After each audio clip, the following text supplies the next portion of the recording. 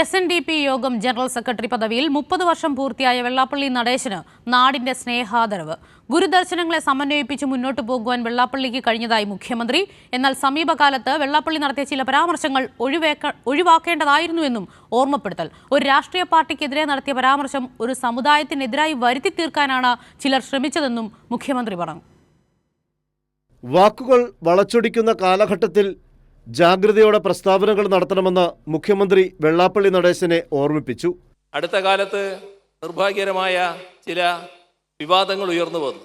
എന്നാൽ വെള്ളാപ്പള്ളിയെ അറിയാവുന്നവർക്കെല്ലാം അറിയാം, അദ്ദേഹം ഏതെങ്കിലും ഒരു മതത്തിന് എതിരായി നിലപാട് സ്വീകരിച്ച ചരിത്രമുള്ളയാളല്ല എന്ന്. എന്നാലും ചില തെറ്റിദ്ധാരണകൾ പരത്താനുള്ള അവസരം അദ്ദേഹത്തിൻ്റെ ഒരു പ്രസംഗത്തിൻ്റെ ഭാഗമായി വന്നു. അതാണ് നമ്മുടെ നാട് എന്ന് തിരിച്ചറിയണം, അത് മനസ്സിലാക്കാനാവണം.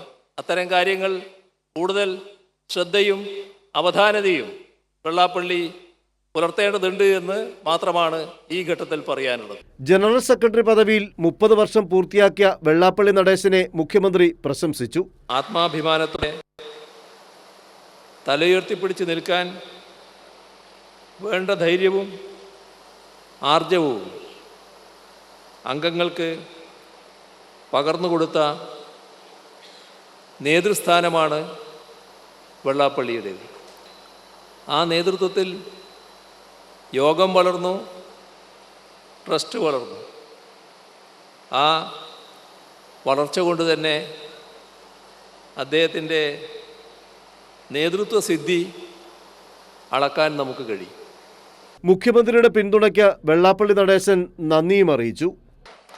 SNDP സമുദായത്തോടും എപ്പോഴും കരുണാപൂർവമായ സമീപനം സ്വീകരിക്കുന്ന നേതാവും ഭരണാധികാരിയുമാണ് ശ്രീ പിണറായി വിജയൻ. സംസ്ഥാനത്തെ രാഷ്ട്രീയ സാഹചര്യങ്ങളും വെച്ച് നോക്കിയാൽ ശ്രീ പിണറായി വിജയൻ തന്നെ ഭരണ തുടർച്ചയിലേക്ക് എത്താനുള്ള കാലാവസ്ഥയാണ് ഇപ്പോൾ ഉള്ളത്.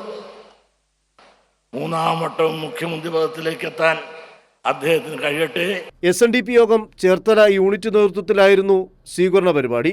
മന്ത്രി P. പ്രസാദ് അധ്യക്ഷത വഹിച്ച യോഗത്തിൽ മറ്റു മന്ത്രിമാരായ P. രാജീവ്, VN വാസവൻ, സജി ചെറിയാൻ ഉൾപ്പെടെയുള്ളവർ പങ്കെടുത്തു. കൈരളി ന്യൂസ്, കോട്ടയം.